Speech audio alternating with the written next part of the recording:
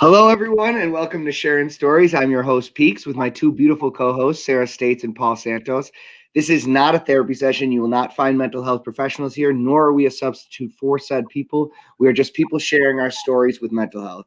This week, we are speaking with Beatriz, or at Beatrice VB on Instagram. Bea is an innovator and supporter of all things mental health. As a mindset coach, she is always trying to help people find themselves or at least the right direction to do so.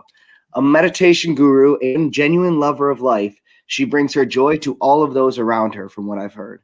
On top of that, she has some wonderful thing. I've heard some wonderful things about her, and am now so excited to get to experience them for myself as she shares her story with us. So, everyone, please welcome Beatriz Boas.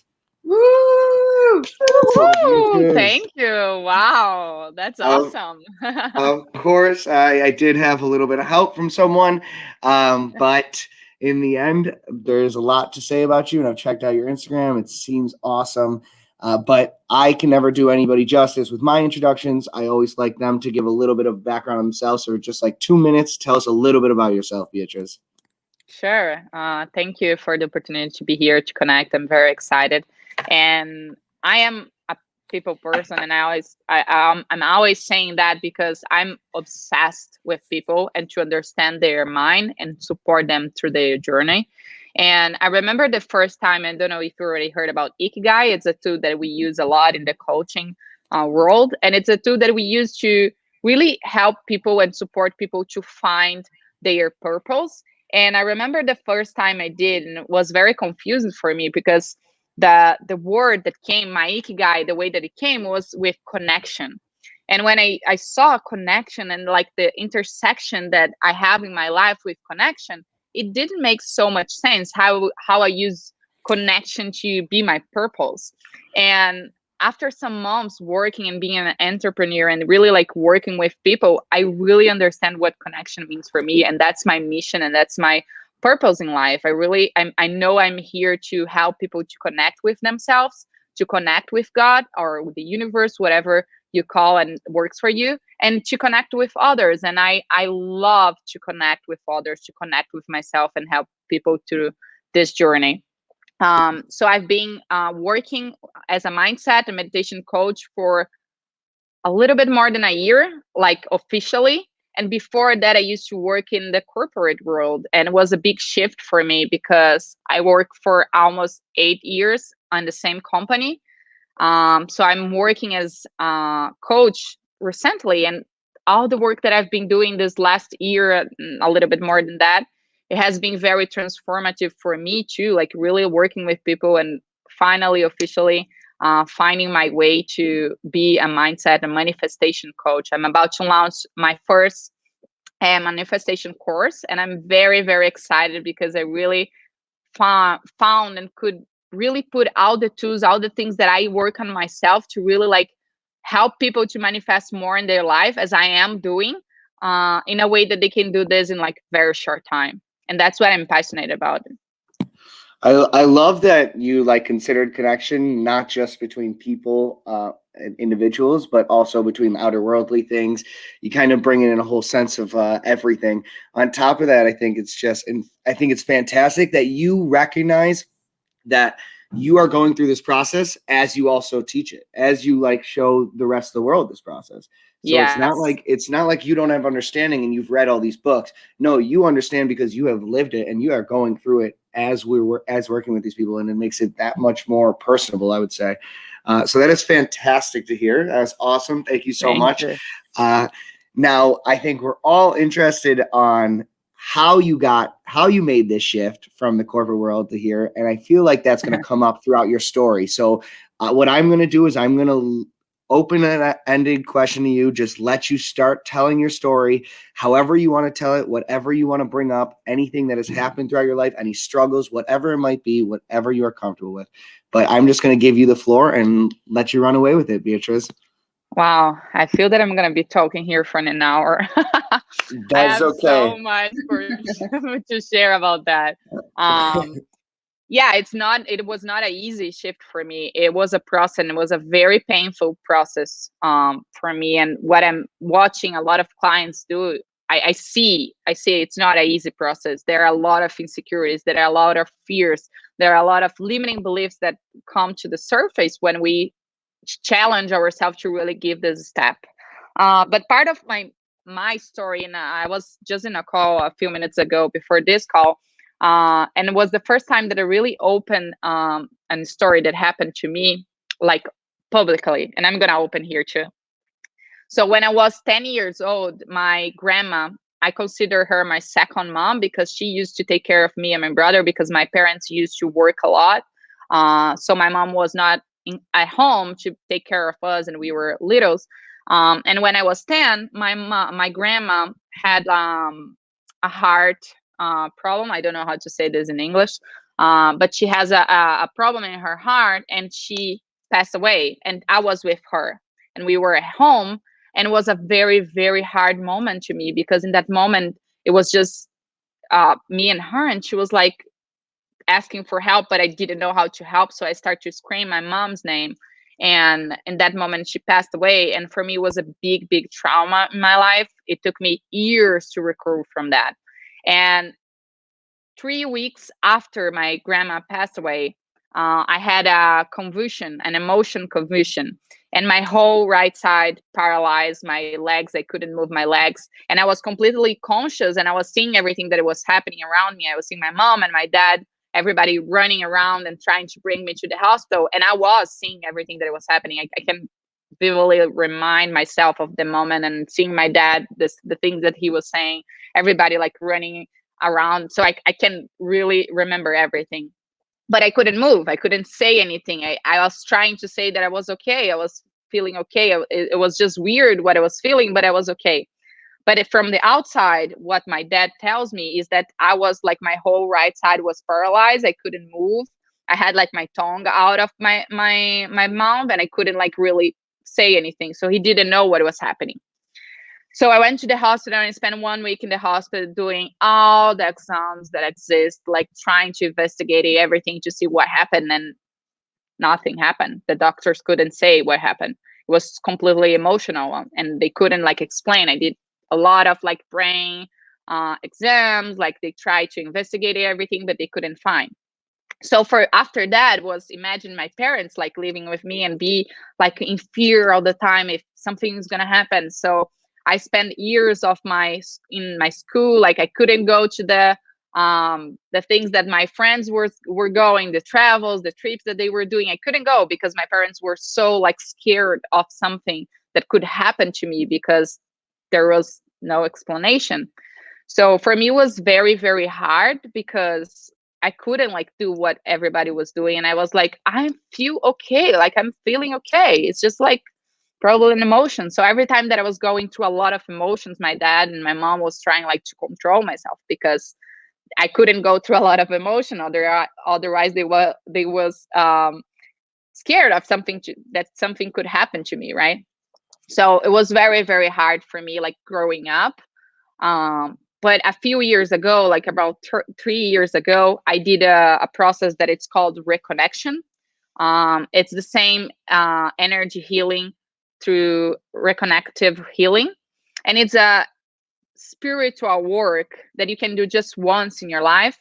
And I did that. And in that moment that I did that, I had clarity around all the things that happened to me through this journey and why this trauma happened. And I could like literally, it's not like ayahuasca that you drink something and you start to see things. It's literally like just with your hands, the facilitator just use the hands through the process. So there is nothing involved, just energy.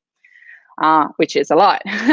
So I was there and I remember to open my eyes because I was seeing so many things about myself that I was like, this is weird. Like, what's happening here?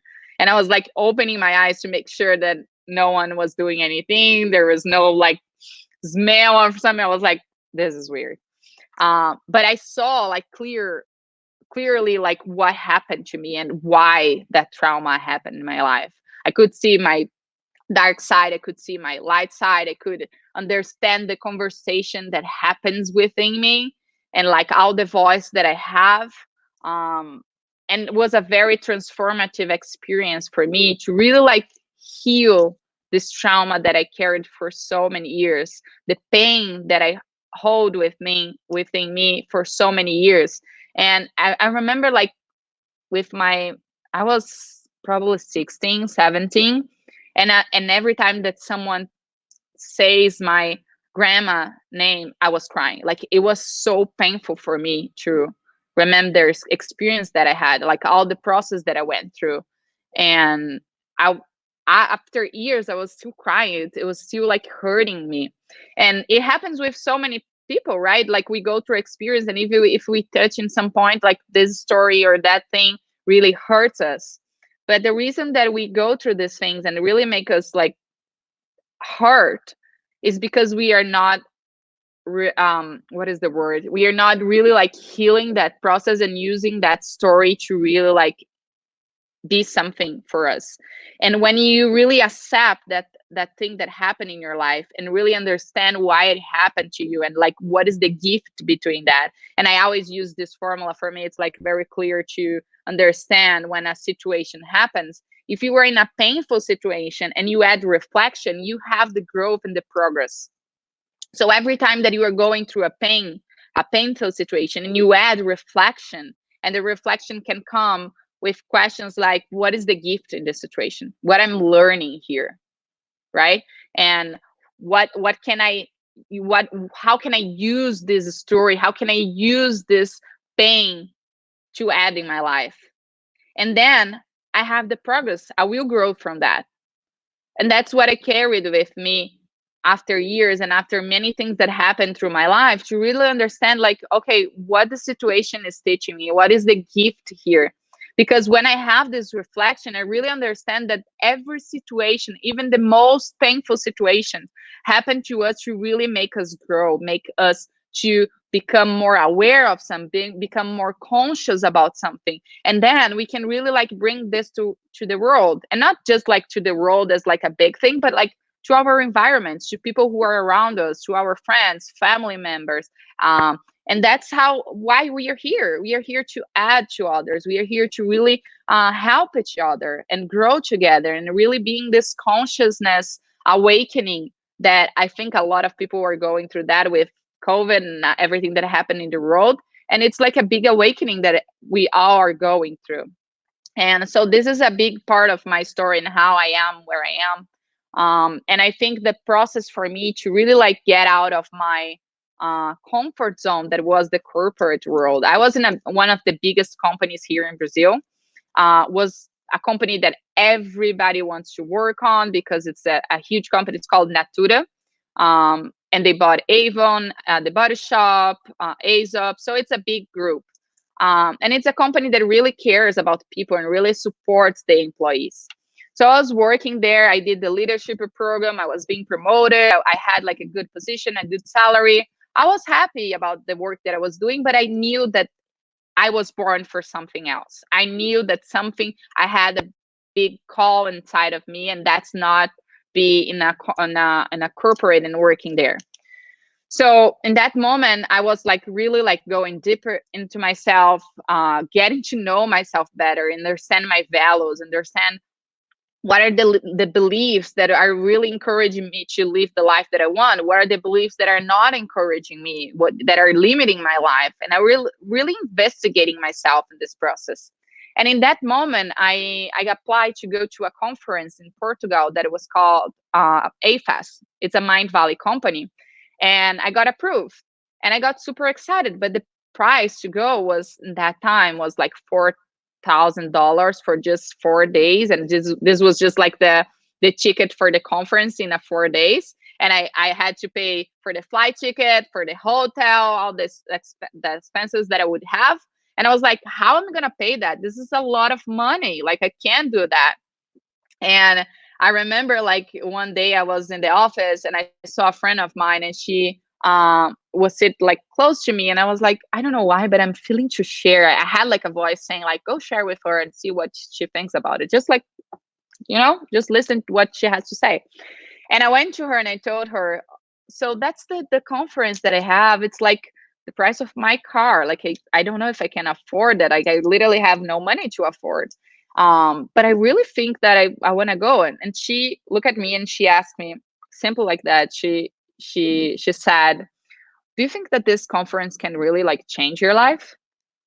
And I was, "Oh, yeah, I think that really can like change my life or like change my mindset or like really help me. And I'm very excited to do that." She was like, "So what is like four, five, $6,000 to change your life?" And in that moment, I was like, "That's true. What is $6,000? What is a car to really shift my mindset completely and really change my life?"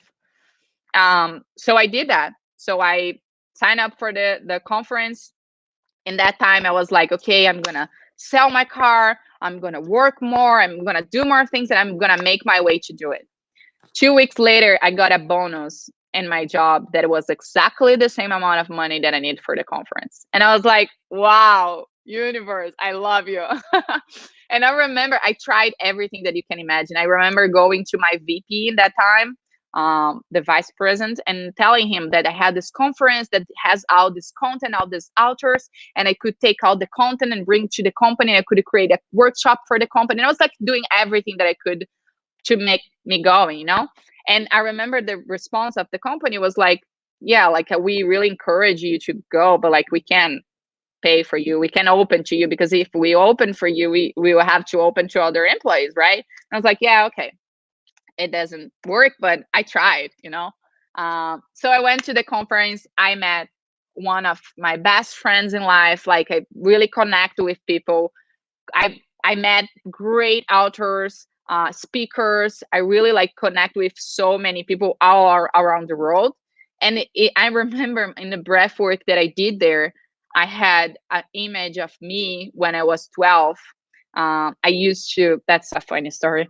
I used to write meditations, and I didn't know that it was meditations in that time. I used to call as relaxation sessions, like relax session, like things like that.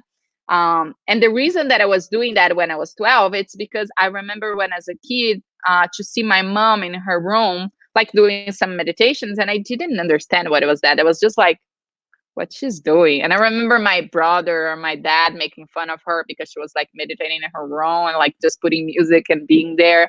Um, and I think because of that, I started to really like write down, like, imagine that you were in a waterfall. And I remember writing some things like, imagine that you're playing with your favorite doll, like things like that.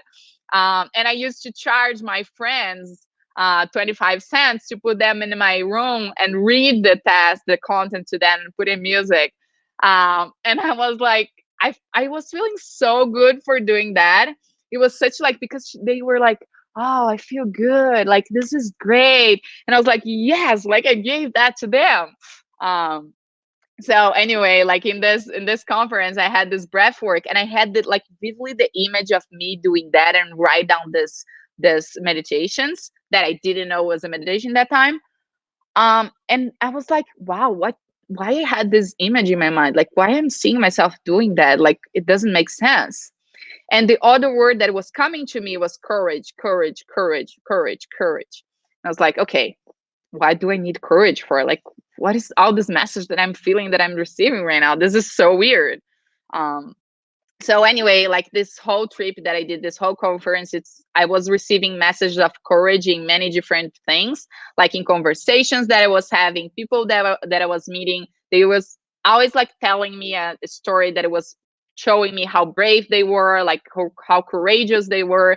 And I was like, okay, universe, what are you trying to tell me? Like, just give me like a clear message, please.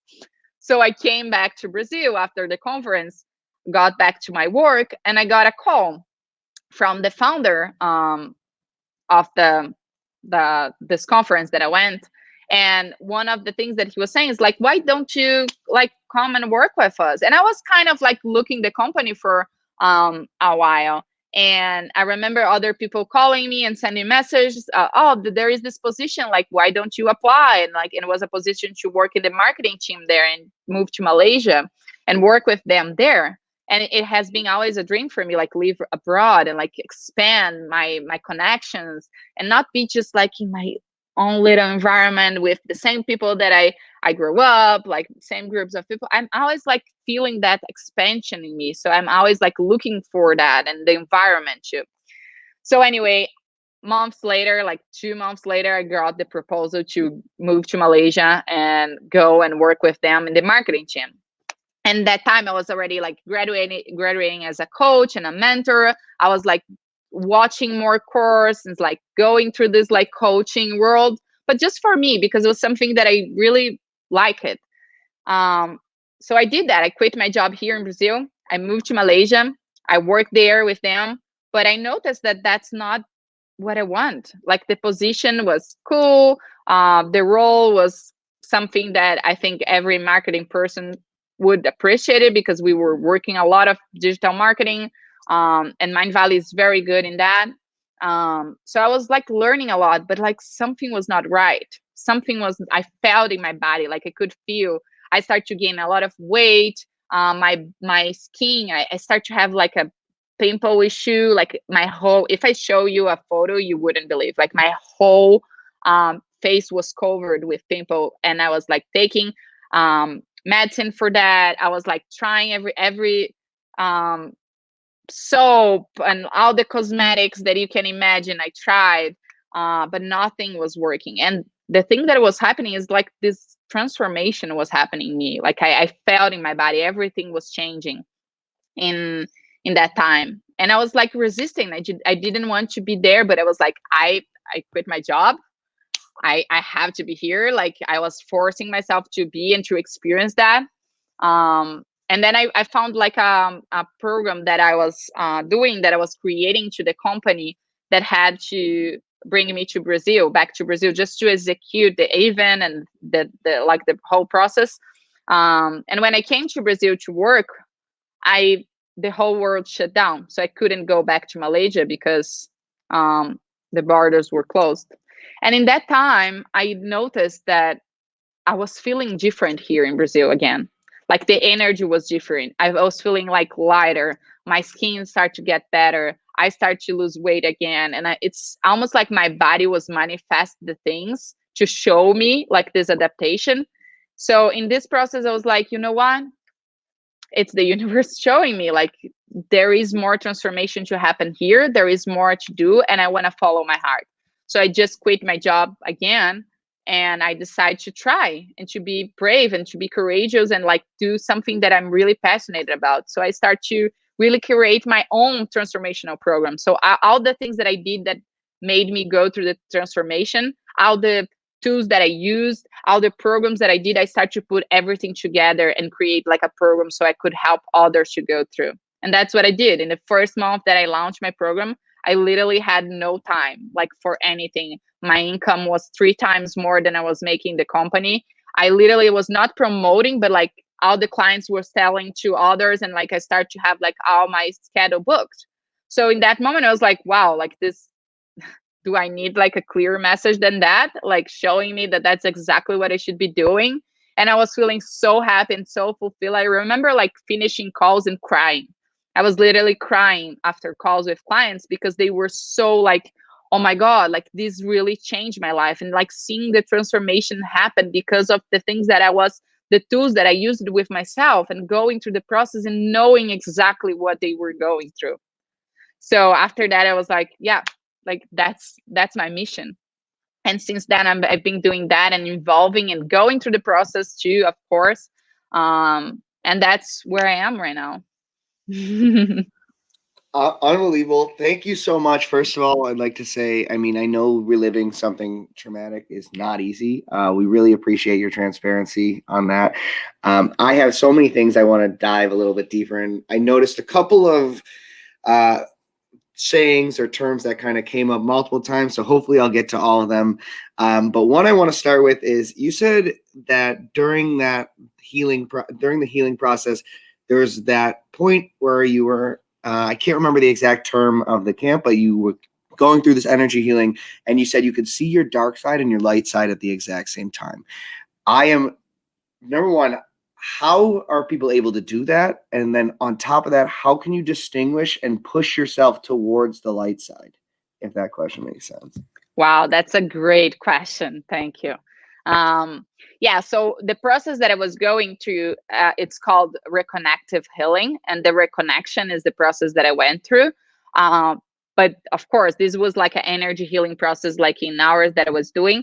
But we can go through that and really like finding our shadow. And I love it. This is a part of the manifestation course that I teach.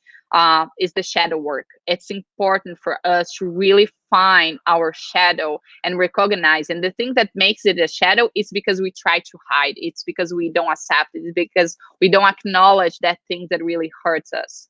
And the shadow is a part of who you are. And the beautiful part of the shadow work is the integration. When we really, really accept our shadows and we integrate it with our light. So knowing that there is no separation between your dark side or your light side. You are a whole, you are one. You have your dark side and you have your light side. And when the moment that you accept both and you integrate both and you acknowledge both sides is the moment that you really integrate both. So your question was, how do I leave my dark side and go to the light, right? Kind of the question. So the first thing is that you don't, you accept both. You accept that you have your dark side and you have your light side. And that's the beauty of who you are. That's what makes you unique and who you are. And there is no one like you. There is no mistake in your fingerprint. You are who you are because all of that, because all this layers that you have.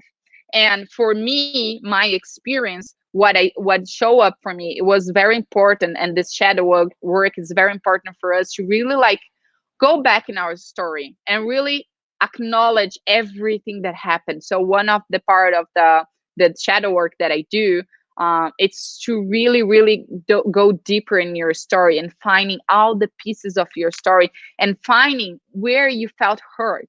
Where did you feel, what parts of yourself you dislike, what parts of yourself you judge, what parts of yourself you fear, and really facing it and understand what these things is adding in your life right now. You are who you are because of these things. You are who you are because of the things that you dislike, because of the things that you judge, and because of the things that you fear. And if you don't face it, you are just resistant to it. And what resists persists. So you're going to always have that dark side as a shadow if you don't accept that thing. But if you integrate it and know that that's also part of who you are, and it can be your light too, because it makes exactly who you are. It's then when you start to really like attract more great things in your life because you are in alignment with who you are and you're not like trying to resist to the things. I'm not sure if I answer exactly what you asked me. You went above and beyond, I would say. Yeah, that was fantastic. That is a good way to look at it. Both are a part of you. You don't need to separate them. We just need to understand them. And if we come to that understanding, things are a lot easier. Another term that I actually heard a few times was limiting beliefs. We just talked to Nick the other day, another person that you obviously know, and we talked a lot about getting to the root of our beliefs. How are some ways people limit their beliefs, and how are some ways we can stop limiting those beliefs?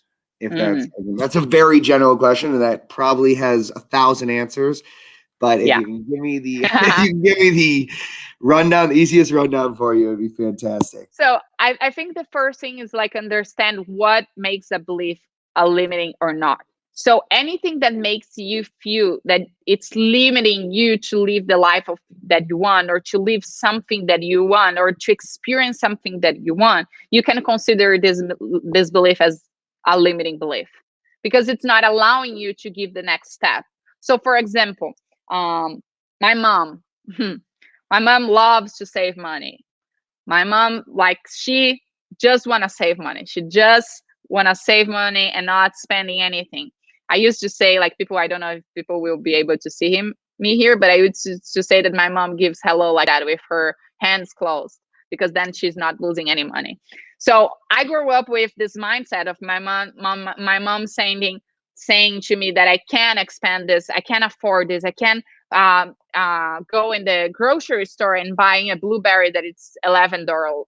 I should buy a banana that it's $2, because then I'm saving, and in this little savings, that I should have my money. Or if I go and to a place, I shouldn't park in the park spot. I should live on the street, because then I'm saving like $5. Whatever, like all these things. So this made me to believe that money is not enough. So I had this scarcity mindset, because I grew up with my mom implementing so many beliefs in my mind that limited me to live the life that I want. That it's go for travel and spending in good hotels and go in great restaurants and spending my money in great foods, and like really like giving myself the joy of this experience. It doesn't matter how much money I will spend on that. So this is a belief that really like limited me to live the life that I want. But there are like many beliefs. Another one that my mom was always saying is that I can't trust in anyone. I can just trust in my mom and my dad. I can't trust in men. I can't trust in boyfriends. I can't trust in friends. So I was always like scared of like sharing my things or sharing my feelings, because I couldn't trust in anyone. So imagine you growing up, like hearing these stories all the time. And that's what happened to us. Like until our 6, 7 years old, we are absorbing a lot of beliefs. So everything that your parents said, and your teacher said, the environment that you were at, creates a lot of beliefs. Some of them are good. So you can have like a belief, for example, for me, a good belief was that I need to work hard, and not in a bad way, like really work to be independent. So I grew up like really like fighting for my things. I'm very like independent. I'm very resilient, because I know that I want to show up for myself. So this is a good belief, but there are many that are good and there are limiting. Not good or bad. I don't like to call like good or bad, but like some that limited you to live the life that you want, and some that encourage and empowers you. And what I really like to explain about the beliefs is that we have in our mind is this subconscious mind and the conscious mind, right? So the conscious mind is the mind that we create things, and the subconscious mind is the mind that it's a program. So everything that we learn, all these beliefs are in our subconscious mind. And our subconscious mind is the part of our mind that communicates with the universe. So imagine if you have like a lot of limiting beliefs that are there in your subconscious mind. And the reason that you can manifest the things that you want is because you have this belief that you are not enough, or that this thing that you are doing is not enough, or that you are not capable of that, or that you don't deserve that. So we have these beliefs, and then we are not attracting the things that we want, because we have these beliefs in our mind. So we can't really attract these things. And imagine that there is a data that Joe Dispenza always share about that, and also Bruce Lipton. There are two doctors that I really study and love. And they talk that 95% of the time, we are living in our subconscious mind. So imagine if you have a lot of limiting beliefs in your subconscious mind, and not 95% of the time, you are being led by your subconscious mind. Imagine that. So you are not living the life that you want, because of all these beliefs that are there limiting you. So that's why it's so important for us to really work in our mindset and really like understand what are the beliefs that are limiting us, and what are the beliefs that really encourage us to live the life that we want. So can you explain how that relates to manifestation? Like, I'm new to manifestation as a term. Like I am familiar with it in that there's like kind of like the idea that if you speak something into the universe, like maybe that will help it to happen, or how that relates to the law of attraction and things like that. But like, I imagine that, like you're saying, there's a lot more work that goes into it than that. It's not just like waking up in the morning and saying to yourself like 10 times, I want to be a billionaire. Like, I'm sure that there's like more to it. And I think that some of that has to do with what you're talking about right now, like these like thoughts in your subconscious and changing that first. So I'm curious, like if you could like bridge the gap and like just sort of explain to like a newbie, like what exactly manifestation is. I love that, Sarah. Thank you for the question.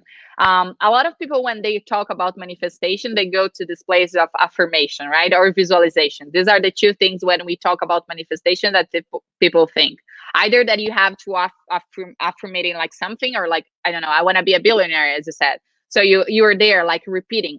And this is one piece of the puzzle, because affirmation, your subconscious mind learns by repetition. So if you are affirming something, you are sending this message to your subconscious mind, and you're creating a new program. But what makes you create something in your conscious mind and send to your subconscious mind is when you associated this thought or this affirmation to an elevated emotion. So if you were repeating, I want to be a billionaire, I want to be a billionaire, and you really feel as you are a billionaire, and feeling gratitude for that, and feeling joy for that, and you are associating being a billionaire with this elevated emotion, you send this message to your subconscious mind. But even though there are way more than that, this is just, again, a piece of the puzzle, the big puzzle. So affirmation, visualization are parts of this process, but there are much more. It's important for you, for example, to integrate your shadow, because your story, these things that are your shadows, are also part of who you are. And in order for you to be in alignment, to really like be in control of your conscious and subconscious mind, you have to be in alignment. You need to be in this high state, high frequency to attract more. So the law of attraction talks about this high frequency energy that you are, so you can attract more. It's like you are in a quantum field, that it's this energy field, and these things that you want is they are in like this energy field. Then when you are in this high state, in this high frequency energy, you are able to attract, to grab these things from this quantum field. Imagine that you are like in this high state, so you can attract more. And so that's what the law of attraction talks about. But there are more than the law of attraction. Manifestation is a management of energy. Is when you learn how to manage your own energy and really feel that you are in alignment, so you can be in the same alignment as the universe, so you can attract more. So there are many pieces there. I can be here for hours talking about manifestation, but I think the most important thing is understand that there is a shadow work that needs to happen.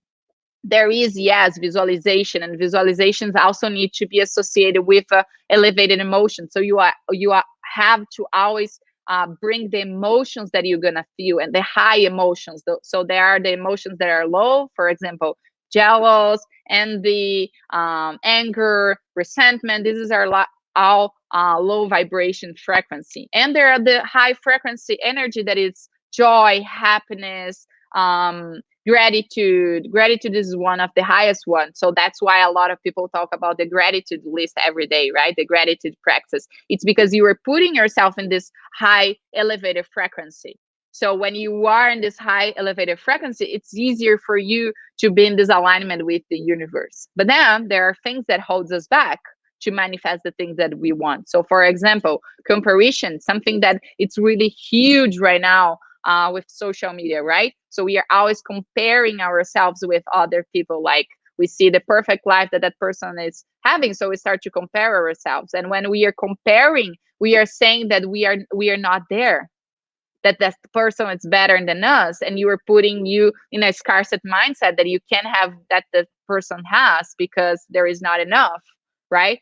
So this is one of the things. There are other things that are the resistance energy. So we spoke before about the resistance energy. The resistant energy is something that really creates an energy that doesn't allow you to attract more, because you are repelling when you are resistant. You are like trying to say, I don't want that, like I don't want that, and then you are repelling this energy. And when you're repelling, you're not allowing yourself to be in this high frequency. So did I answer your question? I know I spoke a lot. As always, Beatrice, I feel like you take these impossible questions that we could take an hour and a half to answer, and you put it perfectly in 5 minutes. And thank you for taking that and doing that. I wanna jump back really quickly just to you specifically, and talk about that brief time in Malaysia, because I am very curious. there was a lot of physical changes for you at this point, but it doesn't sound like you were in a terrible spot. I mean, mentally. Do you have any idea of why those changes came about? Maybe a little more in depth. Was it the location, the job?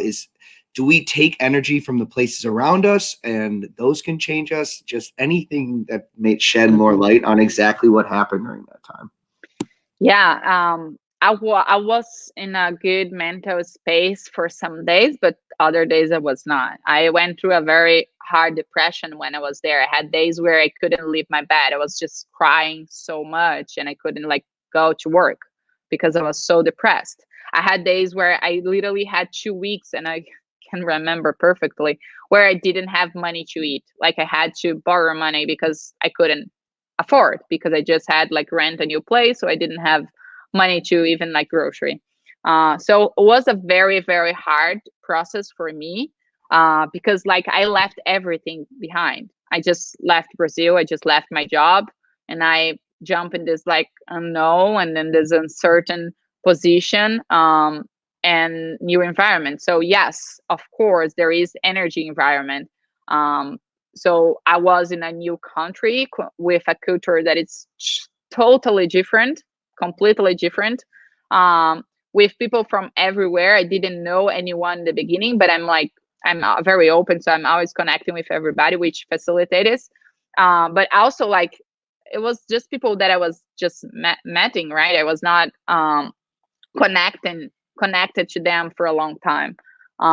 So this was a very hard process, but it was perfect because I could really like dive deeper and like really like going myself with thing and really understand why I was going through that moment, like what was happening, like all the questions that I was having. And I think what helped me most in that phase, it was really like putting into work every single day. I was doing a coaching program that time. I had my coach. I was doing meditation every day. I was looking for all the programs that could really help me to grow. And I am sure that if it was not for all of that and like really putting to work and every day asking me the questions and doing my sessions and doing my meditations, I I don't know what would happen. I'm You're saying that I was in a good mind space. It's exactly because of that, because I was putting into the work and I was really like investing time and energy on that. So it was not an easy process. It was very hard, but I would go back and live all the same, because I know that all the experience that I had made who I am right now. And I recognize and I acknowledge all that I went through because it gave me a lot of breakthroughs. And I remember one day when I was looking myself at the mirror, um, and I was complaining about my skin, how bad was that, how much weight I gained. Like we are always like looking in the mirror and like looking everything else but our eyes. And I encourage you to really like go in the mirror and like see if you really look into your eyes instead of looking your nose, your jaw, or your whatever, your hair or your arms or whatever. And in that moment, I remember going in front of the mirror and I look myself into the eyes and I was like, wow, like I really I never look into my eyes. I'm always like looking everything else but my eyes. And in that moment, when I look myself in the eyes, I was like, wow, I am so beautiful. I am so amazing. Like I know how powerful I am. And I know that everybody in my family, everybody, because when I was a kid, I used to like to be an actress and to acting and be in the theater. So everybody was saying that I love myself, that I'm always taking selfies, and then how much I am confident. And that moment, I noticed that I was not loving myself. This is not love who I am. Love yourself is really recognizing, acknowledge all your flaws, all exactly who you are with all your qualities and with the flaws. And in that moment, I was like, wow, that's what it's loving myself. It's loving myself as who I am right now, with my skin like that, with my body like that, because this is just a cover. Like, this is not who I am. And so if it was not for this phase, for this hard moment, I wouldn't have this breakthrough and really realize that I'm way more than than this body. Well, after this, I know I'm going to a mirror. Great. Sadly, though, after this is very short, as this is our time, Beatrice. We cannot go any longer. However, I have had such a amazing time listening to you. I thank you so much for everything, all the answers. Thanks for diving into yourself a little deeper. I do want to give you a chance to let people out there know anything that's going on in your life, where they can reach you, what you're doing. Just plug whatever you think is necessary really quickly. Wow, thank you so much for this opportunity. I'm very, very happy to be here. And I hope this conversation really encourage others to live the life that they want. And you can find me on my Instagram. It's at Beatriz BB. You can find my website to apply to my manifestation course. It's beatrizboas.com/manifestation course. And you can connect through my email that it's beatriz@beatrizboas.com. So then we can connect, and I would love to support anyone who is interested in that. And as you guys probably know at home, there's a lot she's got to talk about, and all of it is very interesting. So do reach out if you get the chance. Thank you very much for coming on, Beatrice. It was a pleasure for us. And for all of you at home, thank you very much for listening. Let's continue to turn that mental health into mental wealth, everyone.